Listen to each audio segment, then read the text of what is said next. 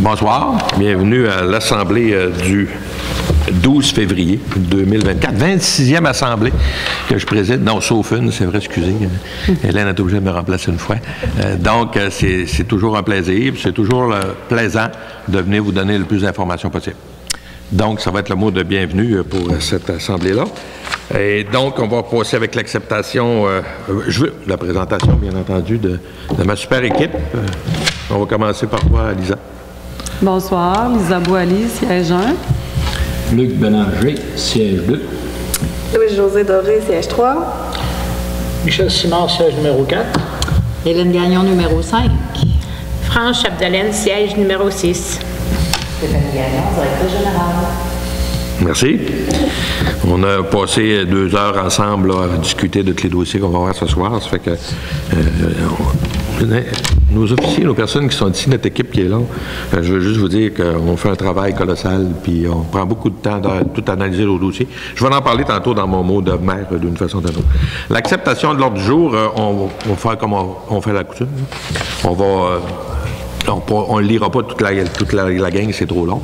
C'est sur le site web, ceux qui ont besoin d'informations, vous appelez au 418-256-3545. Je prends toujours le temps de penser à mon numéro comme il faut avant. Et on va donner toutes les informations nécessaires. Soyez sûr qu'il y a quelqu'un quelque part, puis si on ne l'a pas en réponse, on va la trouver. Mais on va vous donner les réponses, puis les réponses les plus franches, puis les plus claires possibles. Pas trop? Tu proposes ça, l'acceptation de l'ordre du jour. Ça va, Luc, merci. Donc, on va poursuivre avec l'acceptation du procès-verbal. Tout le monde a reçu le procès-verbal. On en a parlé tout à l'heure. C'est correct que tout est en l'ordre. On prend un proposeur, France, qui va proposer ça. Et c'est encore aussi tous les documents qu'on va avoir sur le site web. On va poursuivre avec le rapport du maire. Le rapport du maire, on va commencer comme ça aujourd'hui. Au courant des dernières semaines, on a fait une publicité sur le centre communautaire, sur Facebook et dans les journaux. D'ailleurs, ne soyez pas surpris, sur l'Étoile du Lac, on va en parler encore, puis vous allez tout le voir, ça va être en première page. Mais il y a une chose qu'il faut qu'on mette au clair. J'ai regardé les commentaires, tous des beaux commentaires. On pourrait mettre des bémols sur certains, mais je pense que c'est pas là qu'est le débat. L'important, c'est d'expliquer tout pourquoi que c'était fait. Je me suis pas levé un matin, moi puis les conseillers, puis Stéphanie, puis toute l'équipe, et on s'est dit, à matin, on va se bâtir un beau centre communautaire. C'est pas comme ça que ça s'est passé. En février 2023, on a fait faire une expertise, puis les organismes qui ont été tous consultés suite à notre nouveau centre communautaire qui a été proposé, tous les organismes et plus, ont tous été au courant et nous ont donné toutes leurs opinions, comment ça marchait. Et en principe, on n'a pas eu de commentaires très négatifs quand on a fait ça. C'est un petit peu déplorable qu'il y ait des commentaires qui soient comme ça, mais ça fait partie de la game, ça fait qu'on vit très bien avec ça. Mais à partir de février 2023, ça faisait peut-être 7, 8, 10 ans que les personnes... Moi, mes jeunes allaient à la maison des jeunes, puis ils allaient arriver chez nous, puis ils me diraient « Papa, j'ai les 2 pieds mouillés parce que je marchais dans l'eau. » Maison des jeunes, je pense pas qu'il y a aucun parent qui souhaite que ces choses-là s'arrivent. Mais dans le sous-sol du centre des loisirs, qui en réalité, son vrai nom, c'est le centre communautaire, bien, ils rentrent de l'eau quand il pleut beaucoup, quand les fonds de neige sont là. Et c'est la même affaire aussi dans le toit du centre des loisirs, dans les jonctions des deux bâtisses, à l'entrée. Il y a des chaudières un peu partout quand il mouille, c'est désuet. Mais tout ça occasionne beaucoup d'humidité importante, des infiltrations d'eau, je l'ai parlé tantôt, des problématiques des fissures, des déficiences de drain, le rez-de-chaussée, les annexes, la formation de glace, des systèmes mécaniques et électriques qui sont très désuets. Fait que quand on a demandé à Ardoise de nous sortir un plan là-dessus, parce qu'on avait même regardé la possibilité de s'en servir comme entrepôt si jamais il y avait quelque chose, ils nous ont dit avec une très grande humilité de ne pas toucher à ça. Même souvent dans notre terme, on va dire avec une perche de 20 pieds, là, parce qu'à la fin de la ligne, on va mettre beaucoup plus que si on reconstruit. Mais on va rester avec une vieille bâtisse qui n'aura pas de fenêtre, parce que tantôt, Luc m'a envoyé un petit joke en parlant, en disant, ben nos châssis commencent à être maganés. Il n'a pas de châssis, ça fait que à quelque part, c'était quand même pas pire, c'était bien passé. Mais l'intention est de permettre à nos citoyens, à nos organismes, d'avoir quelque chose de bien et de continuer à s'amuser, peut-être les 60, 70 prochaines années. C'est quand même une bâtisse qui ne date pas d'hier, qui a été faite avec les moyens d'il y a 50 quelques années, et ça l'a fait la job. Mais aujourd'hui, il faut passer à d'autres appels. Tout ça pour dire que les informations, j'ai pas eu personne qui m'a demandé à venir me rencontrer pour que je lui donne des informations sur toutes ces affaires-là. Je pense pas que pour les autres, c'est la même affaire. Mais on n'a eu que des commentaires qui nous parlaient de l'épicerie. Je ne savais même pas que dans la publication, on avait parlé de l'épicerie. Mais là, j'ai appris, puis je l'ai relu à 2-3 reprises. Je me suis dit, ben, je l'ai mal compris. Non, j'ai pas mal compris. On n'a pas parlé d'épicerie, on parlait d'un centre communautaire qui, en principe, dans le meilleur des mondes, devrait...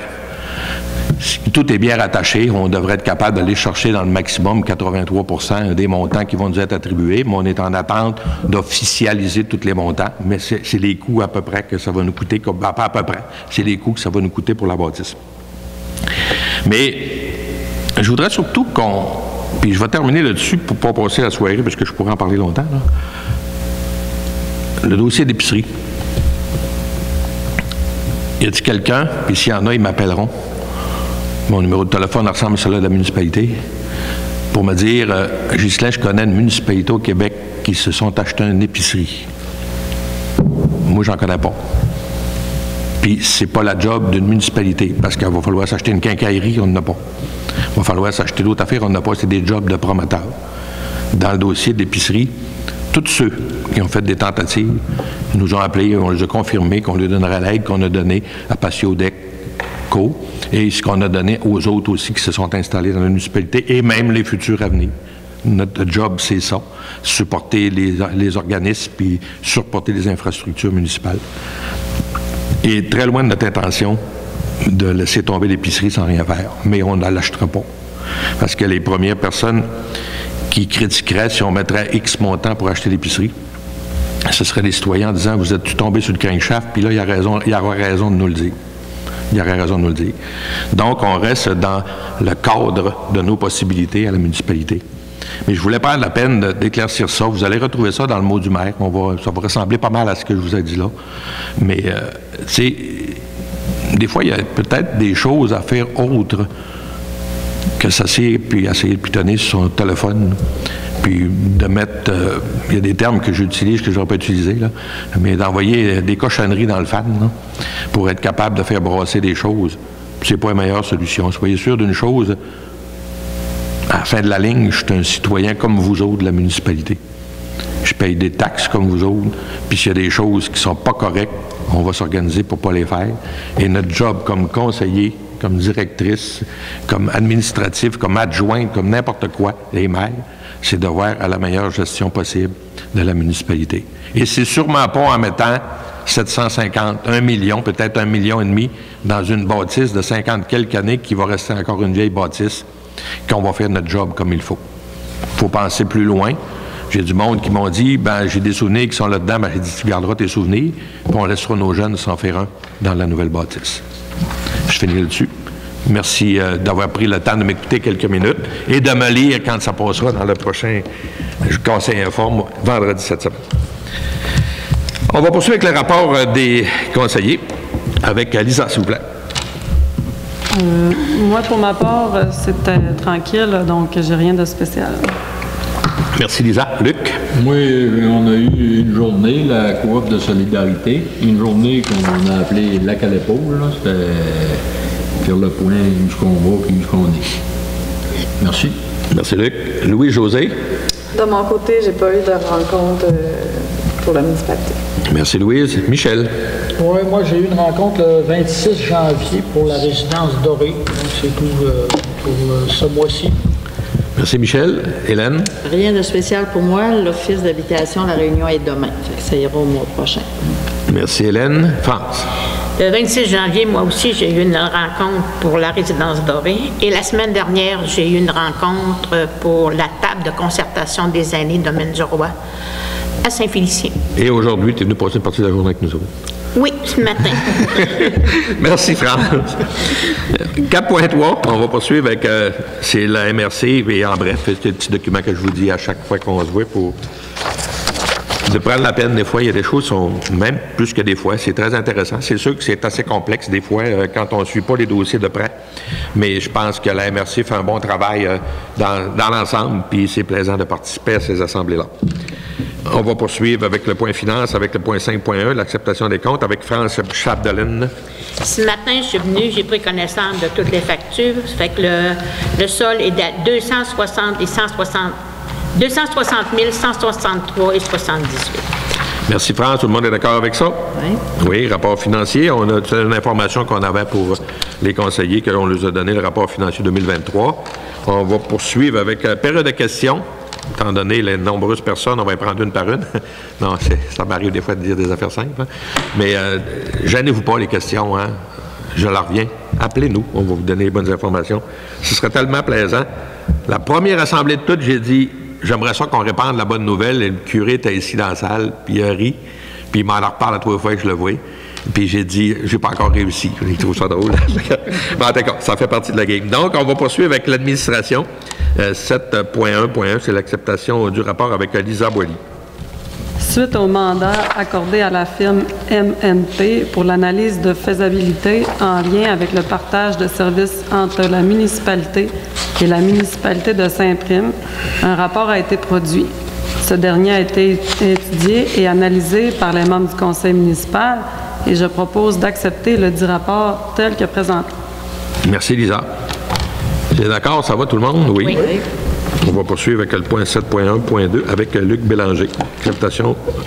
Autorisation d'attribution de mandat d'analyse technologique.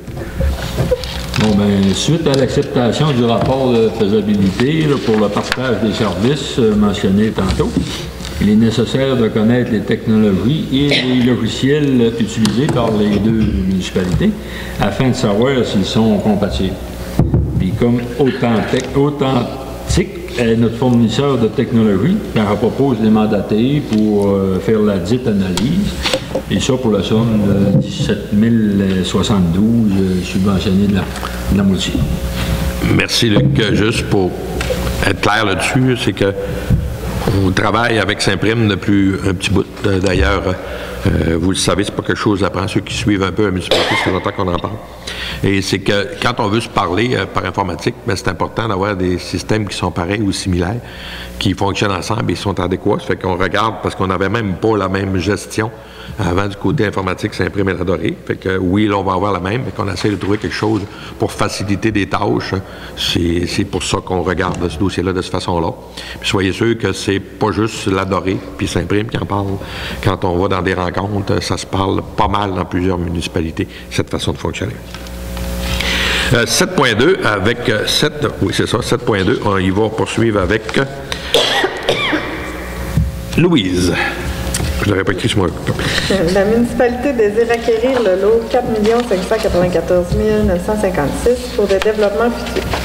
Elle a présenté une offre d'achat à la propriétaire et cette dernière l'a acceptée.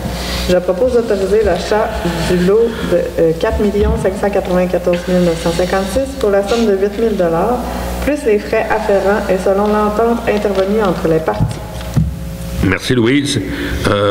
Juste pour une information, le terrain qui a été acheté, c'est une petite pointe qui restait dans la pointe pour ceux qui sont plus communs à adorer, à l'entrée du village, qu'on avait ramassé l'année dernière, qu'on avait acheté, pour être capable, parce qu'on a quand même des dossiers à suivre et à venir dans la question des coins de ce coin-là et dans le coin de notre parc industriel. Donc, c'est pour ça qu'on a fait l'acquisition, puis la personne était bien contente des résultats.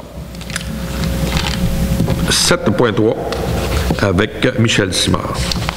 Oui, donc en mars 2023, la municipalité de la Dorée avait adopté une résolution d'intention en lien avec sa participation financière dans le projet de passerelle sur la rivière à Chapmouchouane. En novembre, une résolution confirmant la dite participation financière de 25 000 $ a été adoptée. La résolution de mars 2023 n'est donc plus nécessaire. Je propose d'abroger la résolution de mars 2023 en lien avec la contribution financière de la municipalité dans le projet de passerelle sur la rivière à Chapmouchouane. Merci, Michel. On va poursuivre avec le point 7.4.1 avec Hélène Gagnon. Oui. En 2022, la municipalité avait procédé à un sondage auprès de la population d'Oréenne afin de connaître ses priorités en lien avec l'utilisation de l'aide financière provenant du programme de mise en valeur intégrée, ce qu'on appelle les PMVI, d'Hydro-Québec, pour les retours financiers en lien avec la construction de la ligne reliant le poste Chamouchouane de la Dorée au poste de Saint-Félicien. Le projet de pump track, terrain de baseball et circuit d'entraînement extérieur avait été retenu et présenté à Hydro-Québec. Cependant, comme le budget de réfection du terrain de balle lente est plus important que prévu, et ça, afin de respecter toutes les normes en vigueur, je propose de modifier la fiche de présentation d'initiative de projet pour le PMVI pour qu'elle soit entièrement dédiée au terrain de baseball et de la remettre à Hydro-Québec. Merci, Hélène. Tout le monde est d'accord? Oui. Ça va? On va poursuivre avec le point 7.5 avec France Chapdelaine, bien entendu. 7.4.2, tu as raison. Avec France. J'aime ça, Louise. Tu suis, ça n'a pas de bon sens. Et on va poursuivre avec France, étant donné qu'on transfère notre argent pour faire notre terrain de baseball, bien, ça nous prend une autorisation pour avoir des mandats de travaux de terrain de baseball. La municipalité a comme projet de mettre à niveau le terrain de balle lente municipal. Elle a d'ailleurs reçu des confirmations d'aide financière totalisant 150 000 pour ce projet. L'administration municipale a procédé à des appels d'offres sur invitation pour la réalisation des travaux dans ce projet. Je propose d'autoriser les travaux pour la somme de 170 000 pour la réalisation des travaux de mise à niveau du terrain de balle lente municipal. La somme de 20 000 sera prise à même le surplus de la contribution municipale au projet. Merci, France. Tout le monde, ça est tourné d'accord, ça va? On en a parlé tout à l'heure, d'ailleurs. Donc, point 7.5, ça va être moi qui... J'ai une information sur Accès Transport qui est fourni, les services Roberval, Saint-Félicien, La Dorée, 2 fois par jour. Et dans ce point-là, on aurait une demande de subvention un petit montant d'environ 350 $ à leur remettre et, pour être capable de s'ajuster. Mais la vraie information que moi j'ai le plus importante pour moi, c'est de dire ce circuit rural-là qui existe, même, puis Michel est assez bien placé pour nous dire, il y a des semaines qu'il n'y a personne là, qui l'utilise. Oui, on comprend que ça ne peut pas être tout le temps à l'heure pour tout le monde, ça ne peut pas bien faire pour tout le monde, mais on ne peut pas en avoir à tous les 10 minutes qui partent. C'est un service qui est offert, qui nous coûte pas cher, et on aimerait ça que si vous avez besoin, puis vous pouvez au moins, d'essayer de s'en servir, parce que sinon, ça va être appelé à disparaître. Puis ce serait dommage de peut-être avoir une opportunité intéressante pour notre communauté. Donc, on va faire un suivi, on va poursuivre avec le point 7.6, garage municipal, modification du système de chauffage avec Lisa Boily. Le garage municipal est chauffé par un système au mazout. Le gouvernement, dans sa loi sur la qualité de l'environnement, stipule qu'à compter du 31 décembre 2023, il sera interdit de réparer les appareils de chauffage de plus de 20 ans. Celui du garage municipal entre dans cette catégorie. Son état de désuétude, les coûts élevés du mazout et les frais d'inspection et d'entretien annuels nous poussent à prendre une décision. De plus, l'entrée électrique actuelle est utilisée à plein potentiel. Je propose d'autoriser l'installation d'une nouvelle entrée électrique, du mât compteur et de 2 appareils de chauffage électrique pour le garage municipal, et ce, pour la somme de 15 030 $, plus les taxes applicables auprès de J.D. Saint-Pierre et Fils Incorporés. Il est à noter que cette modification de chauffage était prévue dans le budget 2024. Merci, Lisa. Ça va? Oui. On va poursuivre avec le point 7.7 avec Luc Bélanger, entente relative aux demandes de révision. Bon, présentement, la procédure de demande de révision d'une évaluation municipale d'un immeuble sur le territoire doit être déposée à la MRC. La nouvelle loi sur la fiscalité prévoit qu'une MRC peut demander à ce que la demande de révision de l'évaluation municipale d'un immeuble soit déposée au bureau municipal de cette municipalité-là, du territoire, sur lequel est situé le dit immeuble. Un projet d'entente a été produit à cet effet et présenté aux membres du conseil. Je propose d'accepter l'entente relative aux demandes de révision des inscriptions au rôle d'évaluation en vertu de l'article 196.1 et d'autoriser le maire et la directrice à signer la dite entente. Merci, Luc. Ça va pour tout le monde? Oui. Ben, bref, là, c'est connu qu'il y a du monde qui vient ici, qui amène l'argent pour aller payer une demande qui a été faite par la MRC, puis on les envoie à Robert Val. Ben, on a dit, la MRC dit, on va lui permettre de le faire à la Dorée, puis nous autres, on va s'organiser, faire le suivi. Ça va être moins compliqué pour la montre. En gros, c'est pas mal la situation qui se produit. Le point 7.8, équipement du complexe sportif Coupe-Bordure avec Louis-José. Le coupe-bordure pour la glace du complexe sportif est brisé. Comme les frais de réparation sont élevés, je propose d'autoriser l'achat du coupe-bordure neuf auprès de Robert Boileau, Inc. pour la somme de 4 930 plus les taxes applicables. Merci, Louise. Puis, faites pas comme moi, au premier coup, quand je l'ai lu, un coupe-bordure à 4 000, voyons, c'est quoi?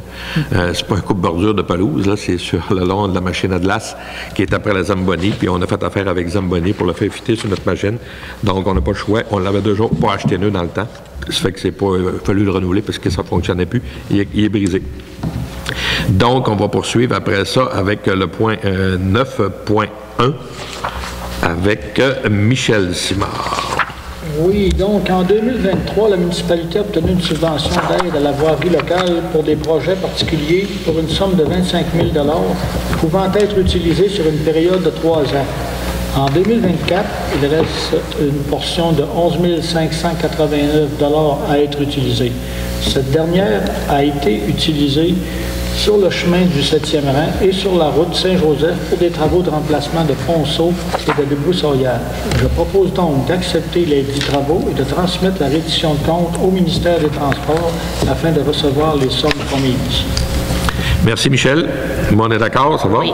On poursuit avec le point 12.1 avec Hélène Gagnon, mais les 3 prochains points concernent le même point. C'est pour les modifications du côté technique. Vas-y, Hélène. OK. Je propose que le conseil municipal de la paroisse de la Dorée adopte par résolution le premier projet de règlement 2024-001 intitulé « Règlement numéro 2024-001 » ayant pour l'objet de modifier le plan d'urbanisme numéro 2018-001 de manière à identifier toute partie du territoire peu végétalisée, très imperméabilisée ou sujette au phénomène d'îlots de chaleur urbain et la description de toute mesure permettant d'atténuer les effets nocifs ou indésirables de ces milieux tels que présentés. Merci, Hélène. C'est assez clair dans la description. Je n'ai pas rien à rajouter. Donc, ça ne coûte rien. Nous demande la possibilité de faire les identifications. Ça fait que oui, il faut lui donner l'autorisation. Ça fait que c'est ça que ça consiste, la décision. Le point 12.2, on va poursuivre avec France Chapdelaine. Oui. C'est pour la fixation de la date de l'Assemblée publique pour la consultation. C'est qu'en conséquence, je propose que le conseil municipal de la paroisse de la Dorée fixe au 28 février 2024 à 13h30 à la salle de rencontre de l'Hôtel de Ville l'Assemblée publique de consultation pour le projet de règlement 2004-001. Merci, France. Donc, le 28 février, c'est une consultation publique sur le dossier qu'on a parlé tout à l'heure, qu'on vient de parler de la résolution du premier projet, et non pour n'importe quel sujet. Là, ça va se tenir sur ce dossier-là. On va poursuivre avec le point 12.3 avec Lisa Boilly. Avis de motion est donné par moi que lors d'une prochaine séance, le règlement 2024-001 portant sur l'identification des parties du territoire peu végétalisées, très imperméabilisées ou sujet au phénomène d'îlots de chaleur urbain, ainsi que sur la description de toute mesure permettant d'atténuer les effets nocifs ou indésirables de ces milieux sera adopté. Le projet de règlement est présenté et déposé aux membres du conseil municipal. Merci, Lisa. Ça va pour tout le monde? Oui. On poursuit avec le point 12.4 avec Luc Bélanger sur la passerelle, la question de la passerelle. Le parc régional des Grandes Rivières au Lac-Saint-Jean projette l'implantation d'une passerelle pour les motoneiges et VTT surplombant la rivière Saumouchouane, pas loin du pont existant. Le projet prévoit l'utilisation d'un lot situé en zone agricole, soit le lot 4 594 541. Le parc régional transmettra une demande à la CPTAQ afin d'obtenir l'autorisation d'utilisation autre que des fins agricoles du dit lot. Le projet permettra une utilisation propice du milieu et sa mise en valeur. Je propose d'appuyer la demande du Parc des Grandes Rivières du Lac-Saint-Jean auprès de la CPTAQ et l'informer également qu'il n'existe ailleurs sur le territoire de la municipalité et hors de la zone agricole aucun espace approprié qui pourrait satisfaire et répondre à ce projet. Fait que la demande a été envoyée avec toutes les informations nécessaires. On va s'occuper de ça, puis pour être capable d'avoir des développements du côté de notre passerelle qui, en principe, je dis bien en principe, mais normalement, se faire au courant des prochains mois, ça devrait pour l'année 2024. C'est une question technique. C'est une question technique, là, mais c'est ça. C'est déjà ça. Tu avais raison, Luc, quand on en parlait tantôt. Mais effectivement, mais c'est parce qu'il faut, avec la CPTAQ, mettre ça clair. C'est correct. On le fait dans tous les dossiers. C'est comme ça que ça fonctionne. Ça fait qu'on n'a pas le choix. Le point 15.1 des affaires nouvelles, proclamation de la journée de persévérance scolaire. Vous voyez tout qu'on a un petit vert après nous autres, là. Une petite boucle verte après nous autres. Mais c'est pour ça. Ça fait qu'on va y aller avec Louise dans ce dossier-là, avec la proclamation. Je déclare la journée de la persévérance scolaire du 12 au 16 février 2024 dans la municipalité. Le conseil municipal veut encourager les jeunes à obtenir une diplomation dans un domaine qui les intéresse et tous ensemble, nous pouvons les encourager dans leur projet. Merci Louise. On va poursuivre. Tout le monde est d'accord, ça va? Fait qu'on va poursuivre avec le point 15.2, blocus forestier dans le secteur de la MRC Maria-Chapdelaine avec Michel. Oui, donc, pendant plusieurs mois, des blocus forestiers ont été tenus par des individus au kilomètre 59 du chemin d'Homme-Tard au nord du Lac-Saint-Jean, au kilomètre 8 et 11 du chemin Caribou dans le secteur de Dolbeau-Mistassini, au kilomètre 3 du chemin R0206 à Girardville et dans d'autres régions forestières. Ces blocus mettent en péril l'économie des communautés forestières en empêchant le transport de bois, causant des dommages aux infrastructures collectives et compromettent la sécurité des villégiateurs et des travailleurs forestiers en entravant la libre circulation. Plusieurs mois de démarches juridiques ont été nécessaires afin que l'État réussisse à faire lever certains blocus forestiers. Selon la loi, à part le gouvernement, nul ne peut fermer, bloquer ou empêcher la circulation sur un chemin situé en territoire public québécois. Je propose de demander au gouvernement de prendre des mesures afin d'empêcher la mise en place de blocus forestiers sur le territoire public québécois et de procéder rapidement au démantèlement de ceux existants sur le territoire public québécois. Merci Michel. C'est une question qui nous tient toutes, c'est un dossier qui nous tient tout à cœur, parce que c'est pas mal, nos deux MRC qui sont Maria-Chapdelaine et Domaine du Roi, sont concernés ce dossier-là, et pas n'importe qui peut se lever un matin et dire, moi je voulais un blocage ici, parce que ça me le dit, ou que je file pour demander des choses. Je pense qu'il faut être un petit peu plus rigoureux dans ce dossier-là, puis c'est ce qu'on demande à toutes les municipalités des deux MRC, de passer la même proposition pour demander au gouvernement d'agir dans ce dossier-là. C'était ce qui mettait fin à... Ça va me prendre une levée de l'Assemblée, hein, et ça mettait fin à notre Assemblée, ça va être levé par Lisa. Et merci à tout le monde. J'ai mis les commentaires et je vis très bien avec, puis c'est important des fois d'écouter les vraies choses qu'on a à dire dans certains dossiers. Merci, bonne soirée.